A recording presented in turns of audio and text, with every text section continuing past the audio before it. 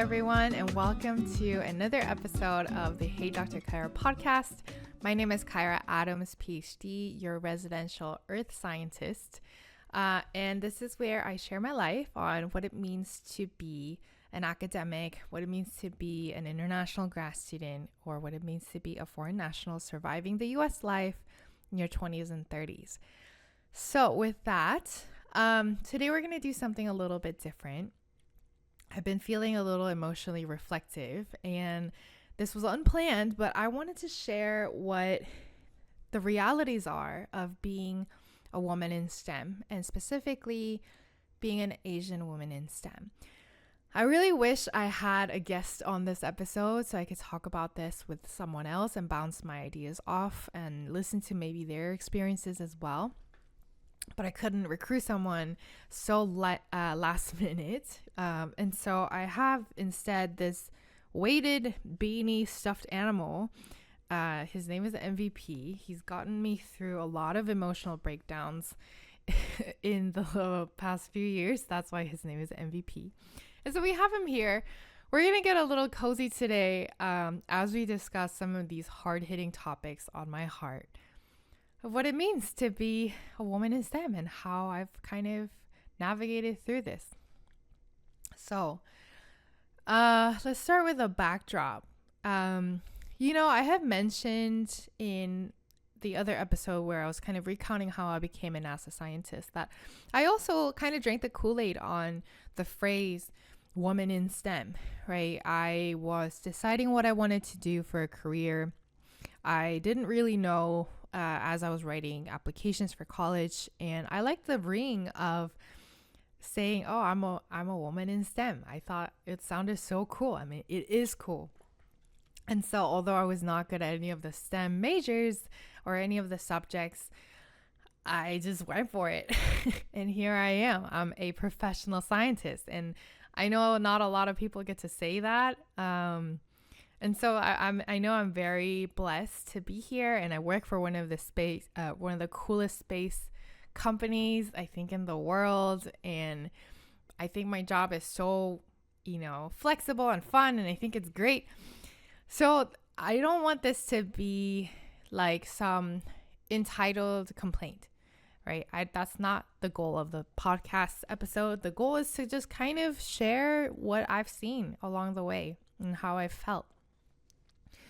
So I drank the Kool-Aid. I became a woman in STEM, and I want to say when I was growing up, because we weren't seeing a lot of women in higher level executive positions or in certain majors like engineering, I think there was a lot of push to get women into these places. I remember there was a professor from chemical engineering that had given like this talk one time at some forum I was at. And she was kind of talking about, when we have our freshman class and they get like a 60 in their freshman introductory engineering class, the men are like, "Oh, I'm so good at this, I'm going to continue," and they have like this almost like bravado regarding their grades and their profession, and they're not afraid to just continue in their studies and go into their sophomore or junior year and actually get that engineering degree. But she said, although the 60 average is pretty evenly split between our male students and female students, our female students will look at that and say, "I'm so bad at this. If I'm not getting 80s and 90s, it means I'm not talented." And they see this huge exodus of freshman girls at a university level right after the introductory course because they don't think they're good enough. And I think it's interesting that there is this difference in how you regard your abilities. I think women can be a little bit harder on themselves. I had a professor one time tell me that, he really likes to have half men and half women in his lab group because the dynamics are so synergistic. And what he meant by that was these guys would come out from his lab, come to his lab meeting and show him some data and be like, this is a science paper. This is a nature paper. This is going to change the world. It's so amazing. It's bulletproof. And then the women students will look at the data and say, well, okay, so actually maybe we need to contextualize this. Maybe we need to caveat that, and actually have really good input on some of the, hasty exaggeration of the impact of the data or the paper. And on the flip side, these female students in his lab group will be sitting on like good enough data. And as always, scientific data is never perfect. And they'll be like, oh, I don't know. It's not like, a 99% match. I think it's okay. Like, I don't know if it's going to be worth a paper. But then the male colleagues would be like, this is amazing, and encourage them to go forth and publish and present. And so he said this dynamic was really important because he didn't want his lab to swing too bravado or too conservative in presenting things one way or the other. And I've been really thinking about that, I think it's important. But now that we've had this societal push to get women into these positions and places, I don't think that means we've figured it out entirely yet either. So when I was growing up, this was like kind of, and I think it still is, right? There's a huge push to educate women, get more women into places where they may not have been intellectually welcome. And I think those are really great, but maybe it's time for the next level of maturity and wisdom as a society, because like I grew up against this backdrop. Now there are more women entering, STEM majors, and there are more women in executive level places, but now what? Now we're seeing like we put them there, but we still expect them to kind of function like what we've known the status quo to be, which was still a very male-dominated environment. Now we're seeing it fall apart. And I think that's where like my generation is kind of seeing once they've arrived at the end of the corporate ladder or middle or whichever. So there's been a lot of studies recently that are saying that women are falling off the academic path after like getting their PhDs and going into like postdoc. So if you're not familiar, if you want to be like in the business of research, or like if you're a researcher, you're a scientist, whatever, usually you finish school, you go to grad school, get your PhD, you do your postdoc, which is just like 2-3 years of like research, I guess I will almost say like you're not quite a principal investigator, like you're not quite like professor, but you're like doing these 2-3 years of like research. Apprenticeship sounds like a weird word for it. Anyway, fellowship is probably a better word. But so you do the postdoc and then you go into a faculty position or a permanent research position. There's a lot of debate about how we should be treating postdocs anyway. Like they're still very underpaid, and so there's a lot of debate about that. But outside of that, that's kind of how you would go through and be a professional researcher. But what we're seeing is that there's a huge drop off of women starting around like end of grad school to the postdoc level. There's been a lot of studies detailing this, and I just want to say, read out a couple of the titles. So this is a study from 2007, falling off the academic bandwagon. Sorry, I don't know why I said bandwagon. Bandwagon. Women are more likely to quit at the postdoc to principal investigator transition. They mention this has a lot to do with like family life. Another study from 2022, so fairly recent. Do mothers get lost at the postdoc stage? Event history analysis of psychologists at German universities 1980 to 2019. There's another one that says career choice of underrepresented and female postdocs in the biomedical sciences, kind of detailing a similar thing, that, it's really hard to have women continue their careers in academic research. They're trying to figure out why that, and they say we need to have like some kind of intervention methods early on to make sure they stay and retain. But as you can see, like, sure, we've recruited more college students going into STEM majors that are women. We've put them through grad school. They've gotten their degrees, but we still keep losing them. And a big reason is I do think it's the family balance, and like this cultural thing. So I remember there's not a study that I could cite on this. I don't know where I've obtained this information. I have a feeling that it was like a couple articles I read. It was a few years back. But basically this piece was criticizing how we've put women in these executive level corporate positions to, fulfill the diversity quota or the gender quota or whatever, and in an effort to increase women in the workforce. But then we still expect these women to act like men, have masculine behaviors, masculine type of leadership. And of course, there's personality differences and, largely nuanced things that you could argue for. But it was basically saying you still expect women to behave, interact, speak, and act like men in these positions. And so it was just like, what was the point of having more women if you still want them to behave and act like men and run the company like men? And I think that's kind of what's happening. Like we've encouraged more women to pursue these careers, and then we didn't really have, as a society or as a system, whatever you want to call it, like a catching net for how to retain them or support them. And postdoc level is usually when people have families. It often coincides with late 20s to, I think, almost up to like mid to late 30s. And a lot of people choose to have families around then. And that's really hard, that's really hard. Because we can't get away from the biological construct of having to physically have a human being come out of your body. Like we can't quite be sterile or separated from that process as much as corporate America wants. So that's one hindrance.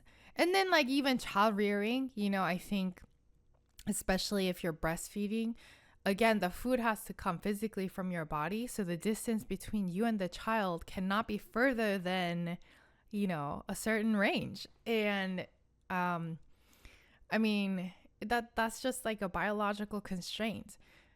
And during COVID, one of my colleagues told me this really sad stat. And she said, during COVID, a lot of men were publishing these papers that they had been sitting on. Like finally, like everything's shut down. They don't have to teach, or their research is kind of on pause. And if you're an academic or a scientist, you always have data that you never publish. Like you always have data that you could like figure something out and write a short paper on it, but you just drag your feet or you don't have time, and you have like half finished papers all the time. And these papers were like spilling out into the academic journals. Like these men were just like publishing and publishing and publishing these things. They were like, oh, finally, I don't have, day to day. The world has kind of shut down. So they were publishing this. But the amount of papers that were led by first author women, like the first author was a woman academic, they almost plummeted to zero.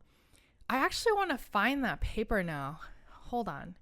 This is real time how a scientist's brain works.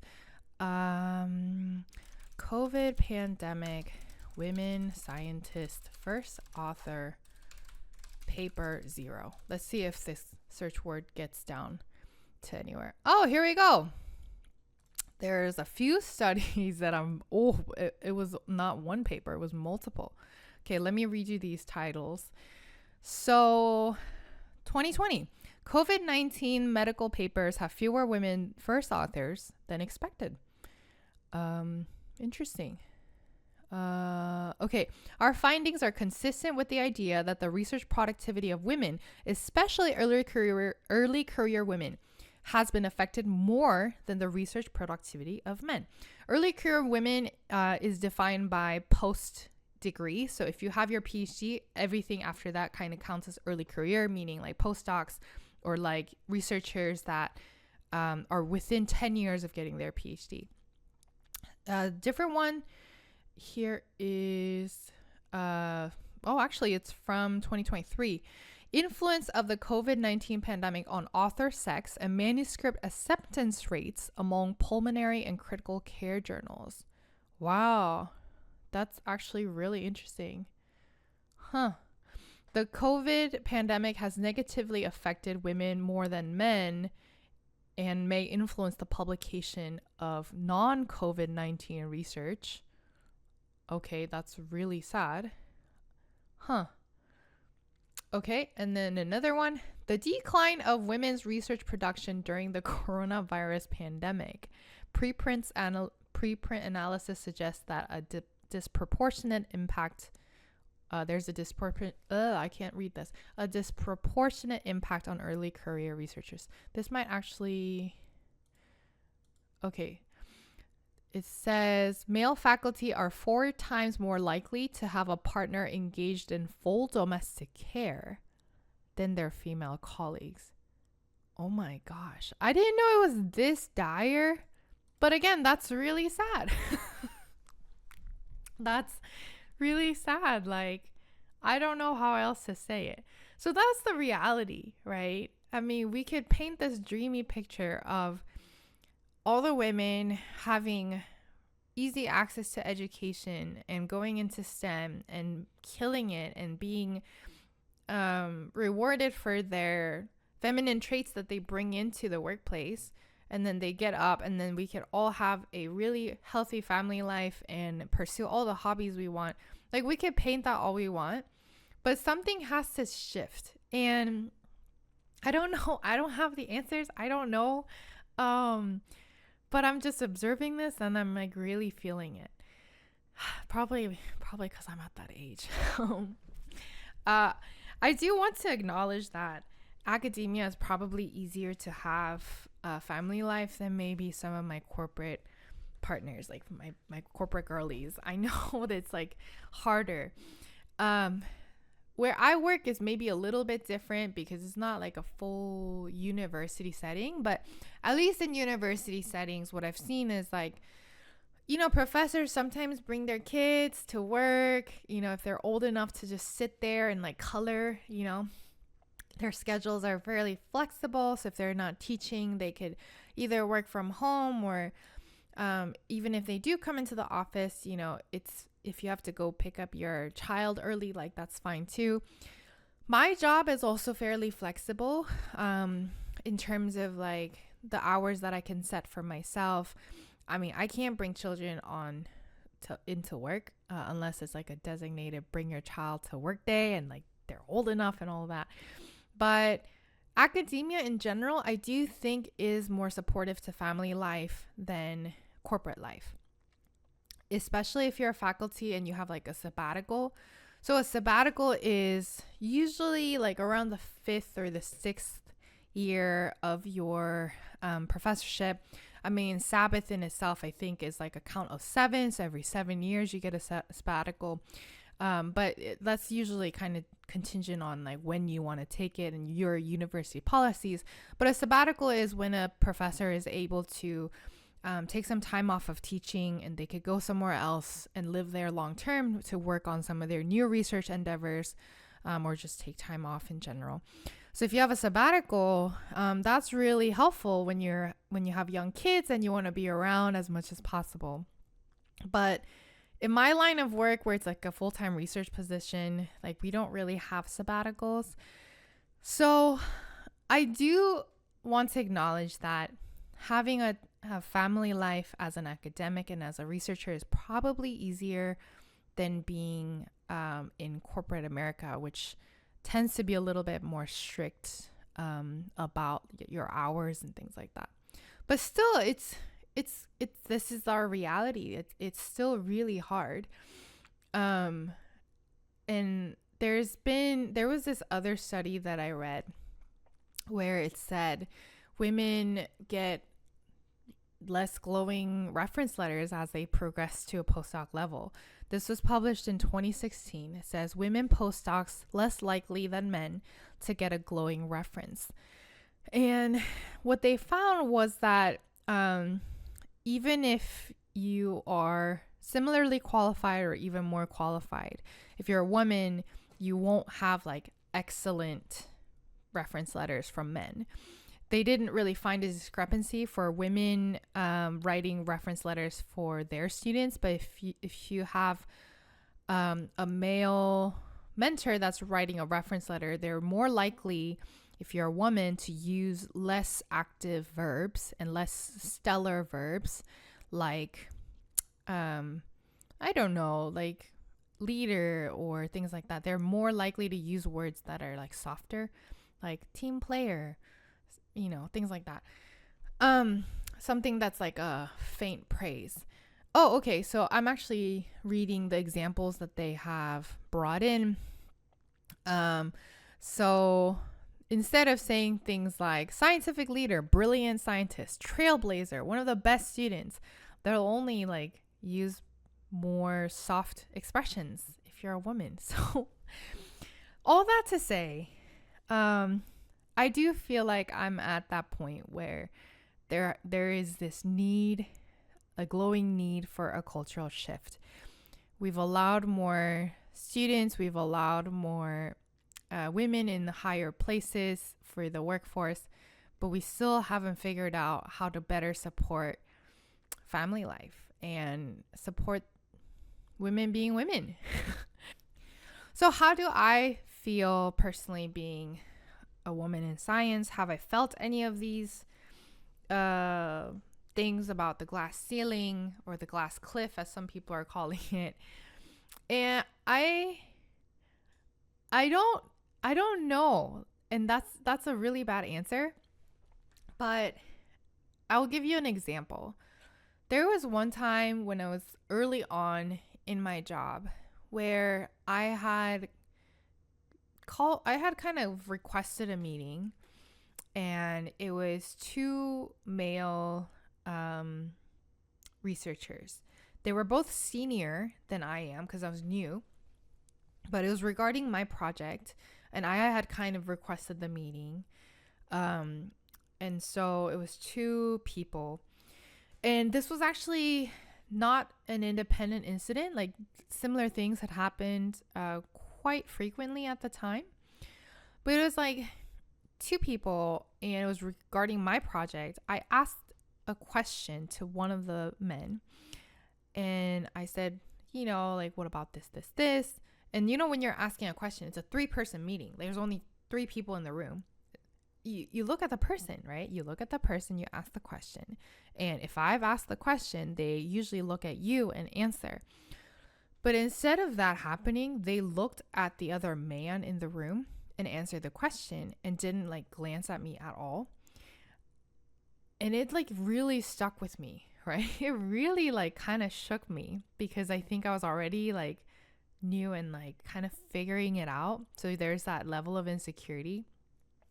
But it really shook me. And I think it stuck with me even more because this was a repeated incident, not from this particular person, but from other people.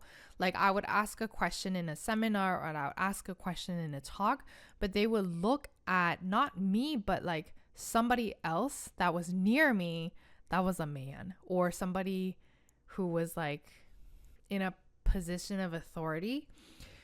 And so I was trying to figure out, is that because I'm a woman? Or is that because I'm more junior, which could be very true, right? Or is that because I'm Asian? or is that because I'm young? Like, so being junior and being young are different, right? Because there's like the workforce seniority and then there's actual physical age. I was like, maybe it's because I'm younger, or like maybe it's because they don't know me very well yet, like because I'm new. But so I can't definitively say that this was like a sexist incident at work.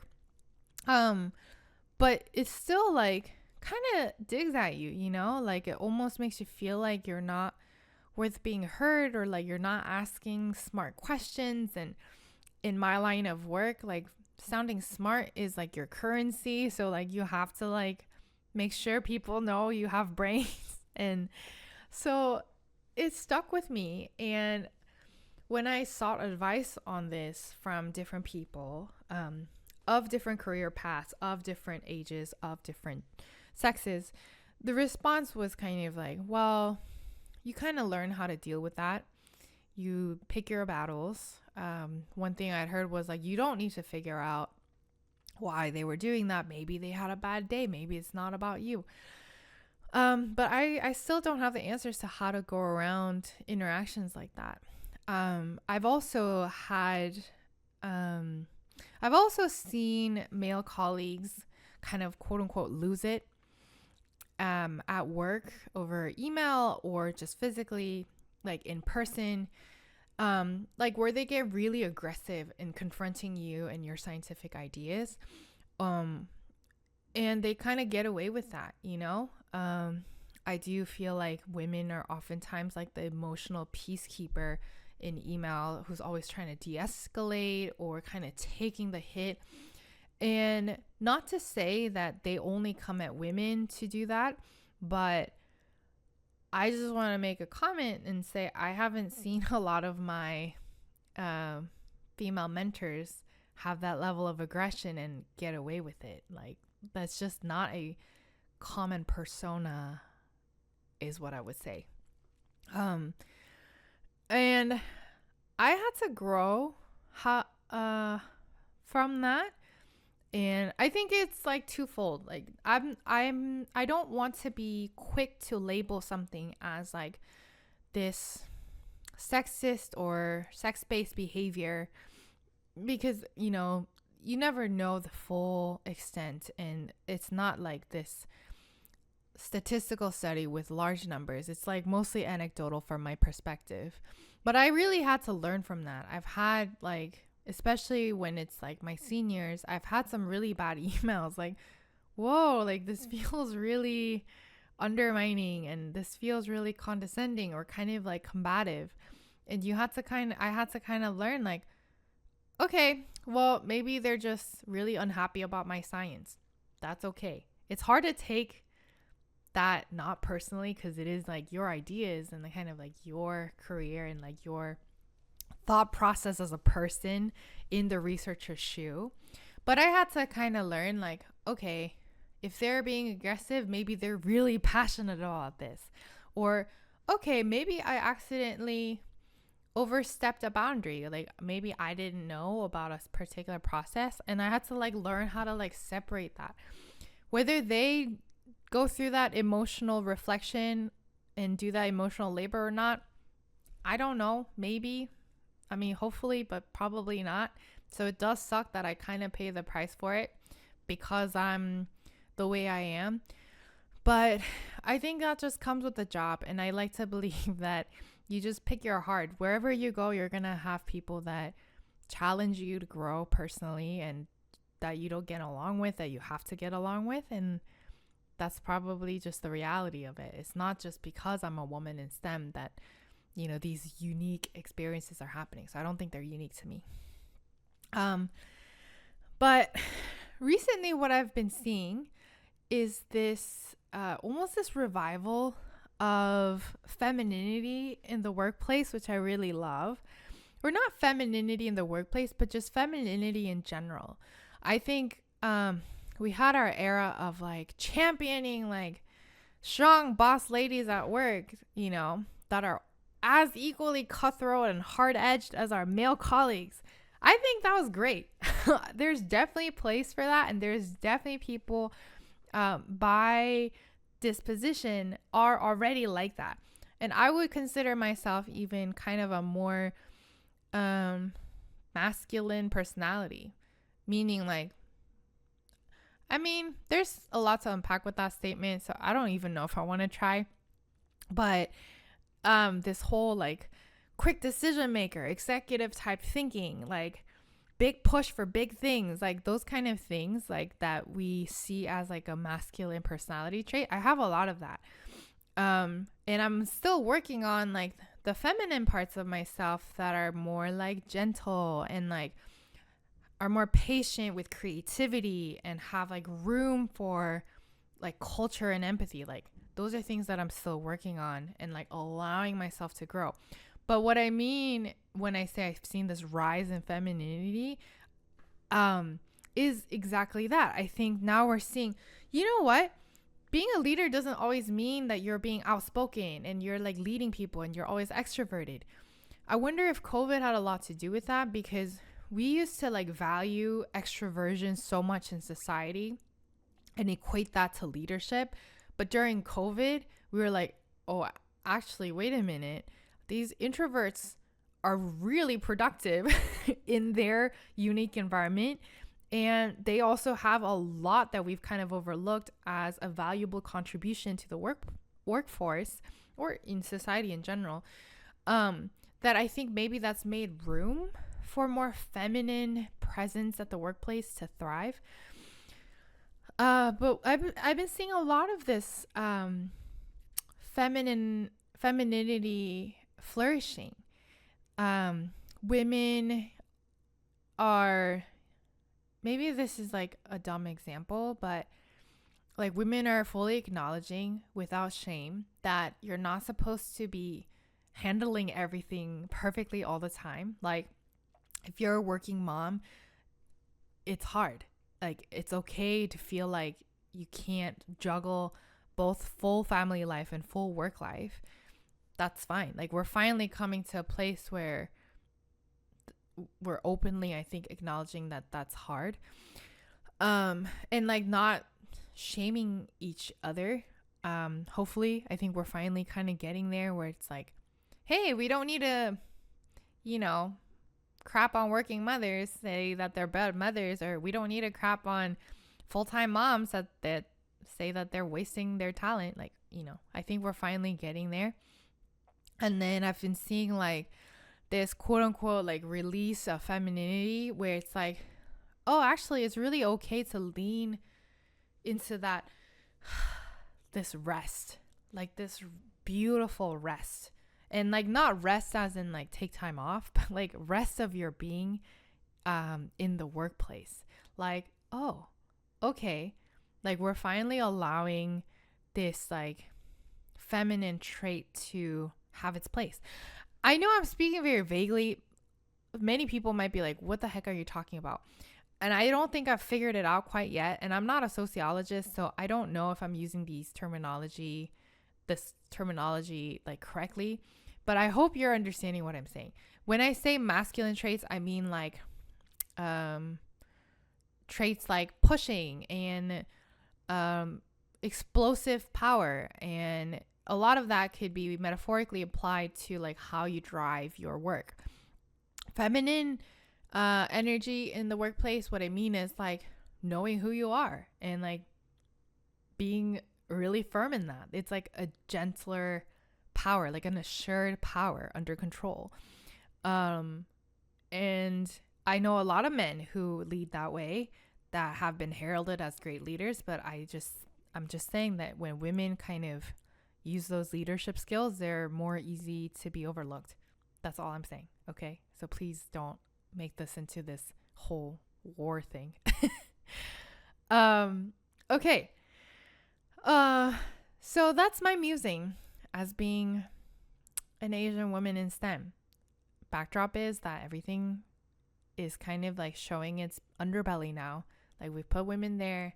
We're seeing that maybe systematically there has been a lack of support for women still, although we've been very diligent about getting women up there. My personal experience is that, well, I actually don't know when it's sexism versus racism versus seniority versus like hazing. I don't know. I just try to navigate as best as I can. And last point is, I think there's been more room for femininity. That's my last point. So where do we go from here? What was in it for me? this is a really hard thing for me because I think I'm like approaching a personal revolution. Personal revelation, maybe? Not revolution, revelation. I used to be so gung-ho about succeeding and getting to the top and doing everything I wanted to.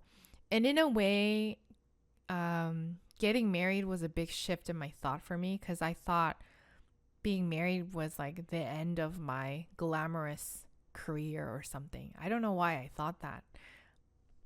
But see, like that's kind of what I was already that had been permeated in me as like a sentiment, and I didn't know where it came from, but I was like, but if I get married, that means I can't do XYZ, and like my career will be like, I don't know why I thought that. I'm doing better than ever after marriage. But when it comes to family stuff, I don't know.